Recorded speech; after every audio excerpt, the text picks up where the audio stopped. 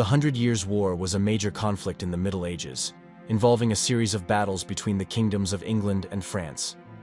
This war significantly impacted European history, fostering stronger national identities and leading to the centralization of power in both kingdoms, which eventually emerged as global powers.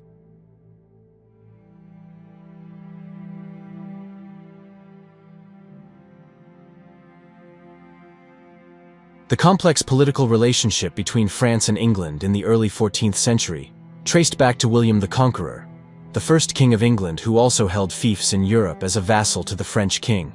This dual role alarmed the Capetian kings, particularly when the powerful dukes of Normandy also became kings of England.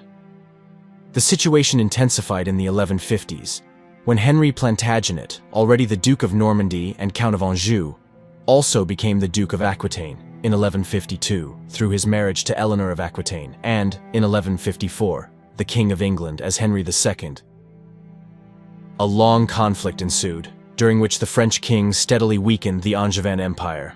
This struggle, often called the First Hundred Years' War, ended with the Treaty of Paris between Henry III of England and Louis IX of France, ratified in December 1259. According to the treaty, Henry III kept the Duchy of Guyenne, a much-reduced Aquitaine with Gascony, by doing homage to the French king, but had to give up claims to Normandy, Anjou, Poitou, and most of the other lands that the English had already lost. In return, Louis promised to eventually hand over some territories protecting Guyenne's border: Lower Saintonge, Agenais, and parts of Quercy. This treaty had a good chance of being respected by Henry and Louis, who admired each other and were closely related, having married sisters. However, it posed future challenges. It was agreed that lands in Saintonge, Agenais, and Quercy, held by Louis IX's brother Alphonse, Count of Poitiers and Toulouse, would go to the English if he died without an heir. When Alphonse died without issue in 1271, the new French king, Philip III, tried to avoid the agreement.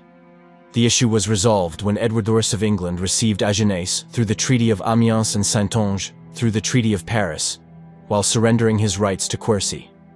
The Treaty of Amiens also confirmed the rights of Edward's wife, Eleanor of Castile, to the Countship of Ponthieu.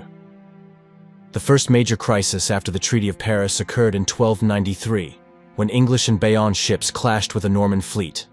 In response, Philip IV of France demanded compensation and announced the confiscation of Guyenne on May 19, 1294. By 1296, after successful campaigns by his brother Charles, Count of Valois, and his cousin Robert II of Artois, Philip had gained control of almost the entire duchy. In 1297, Edward I allied with Guy of Dampierre, Count of Flanders, another rebellious vassal of France. A truce was established in October 1297 and confirmed a year later through the arbitration of Pope Boniface VIII, ending this phase of hostilities. Shortly after becoming king, Edward II did homage for his French lands to Philip IV in 1308. He was reluctant to do the same for Philip's three sons, Louis VI, Philip V, and Charles IV. Louis VI died before Edward could offer homage, and Philip V did not receive it until 1320. Edward's delay in paying homage to Charles IV, along with the destruction of a French fortress by the Gascons in November 1323, led the French king to declare Guyenne forfeited in July 1324. The duchy was then overrun by Charles of Valois' forces from 1324 to 1325. Despite this, both sides intermittently sought solutions. Edward II and Philip V tried to resolve the issue by appointing mutually acceptable governors for Guyenne, such as the Genoese Antonio Pisano, and later Amaury de Craon. This approach worked temporarily. In 1325, Henri de Sully, a friend of Edward II, was appointed as a compromise. In the same year, Edward II renounced the duchy in favor of his son, the future Edward III, to avoid the awkwardness of one king paying homage to another. However, this solution was short-lived, as the new Duke of Guyenne returned to England in September 1326 to dethrone his father, leading to Edward II's abdication in 1327. A new complication arose when Charles IV died on February 1, 1328, without a male heir. With no clear rule for succession, an assembly of nobles had to decide the next king. The main contenders were Edward III of England, who claimed the throne through his mother, Isabella, sister of Charles IV, and Philip, Count of Valois, son of Philip IV's brother. The assembly chose the Count of Valois, who became Philip VI. Edward III protested and threatened to defend his claim by any means. However, after Philip defeated Flemish rebels at the Battle of Cassel in August 1328, Edward withdrew his claim and performed simple homage for Guyenne at Amiens in June 1329. Philip then demanded a declaration of liege homage and refused to restore certain lands Edward wanted.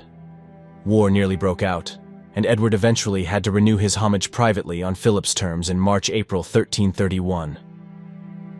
Anglo-French relations stayed friendly for over 2 years, but from 1334 onward, encouraged by Robert III of Artois, who had quarreled with Philip and sought refuge in England, Edward regretted his earlier concessions.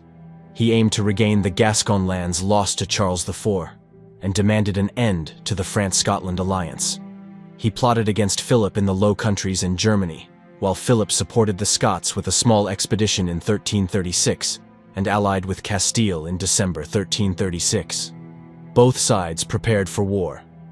Philip declared Guyenne confiscated on May 24, 1337, and in October, Edward claimed the French throne and formally challenged Philip. In April 1337, after Philip VI refused to meet an English delegation, a call to arms was proclaimed in France. In May 1337, Philip's council decided to reclaim Aquitaine, accusing Edward III of breaching his vassal obligations and sheltering Philip's enemy, Robert d'Artois. Edward responded by challenging Philip's right to the French throne, marking the beginning of the 100 Years' War. Thank you so much for watching. If you enjoyed the video, please leave a like and subscribe for more content like this. Stay curious, stay knowledgeable,